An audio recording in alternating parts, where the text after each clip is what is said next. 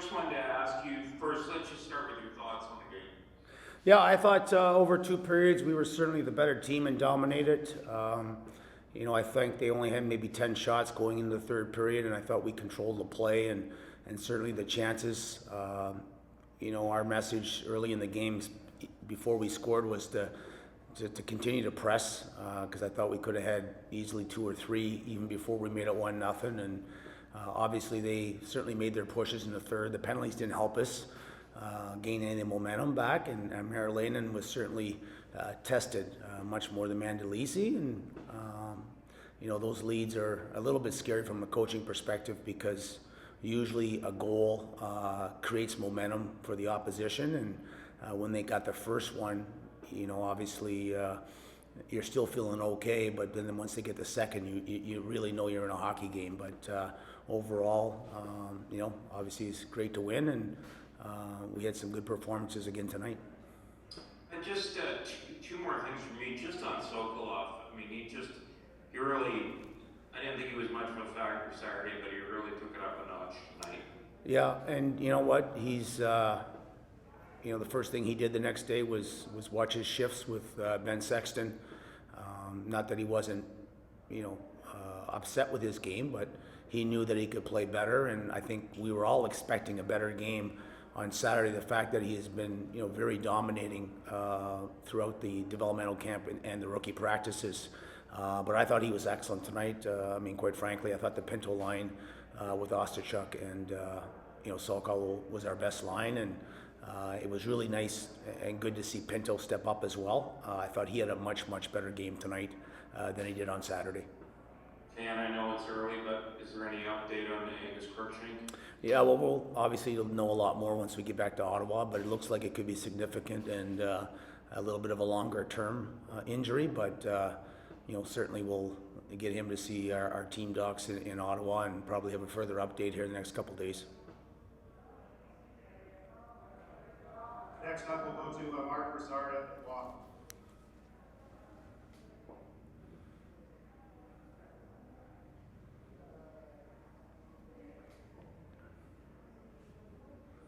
So, Troy, just curious about Nancy Thompson jumping into the play. Is that something that he's feeling more comfortable to do now?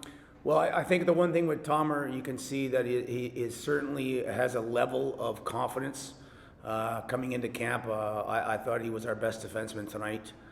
Certainly on Saturday, he was arguably our best, but Gannett had a very strong game as well. But you can see he's got much more poise, confidence, and you know what? It's progression, right? That's what we want from Thompson, and we've preached that since day one, and we're going to continue to preach that. But looking forward to seeing him take the next step here on Thursday once we get on the ice back in Ottawa. And I think the fact that he's had a strong developmental camp and a strong rookie camp and two real good games should bode well for him going into Thursday. Just curious too about Dow not playing today. Is that he got shaken up Saturday night? Is it pretty serious for him? Or? Sorry, Dow? Yeah, it was an upper body injury, nothing serious. It went right down to prior to leaving for the bus this morning that he was going to play, and we just felt that a couple days off would certainly help him for Thursday, and there was no need to push it, and so we knew that we could get Pinto in another game. So that's the move we made this morning, but it will not be long term. And you mentioned Mandalisi didn't get much work, but pretty solid hockey still. Yeah, I think that Mando's been very, very good throughout developmental camp and the rookie camp. I know Justin Peters has really praised him and spoke very highly of him over the course of the last few days, and it doesn't. Obviously, they probably would like to get a little bit more work, but you know what? When the time was there to make a save, he did. The majority of the grade A opportunities that they generated were in the third, and Marilanen had the tougher game. But anytime your goalie leaves with a 4-0 lead, obviously he's done something right as well.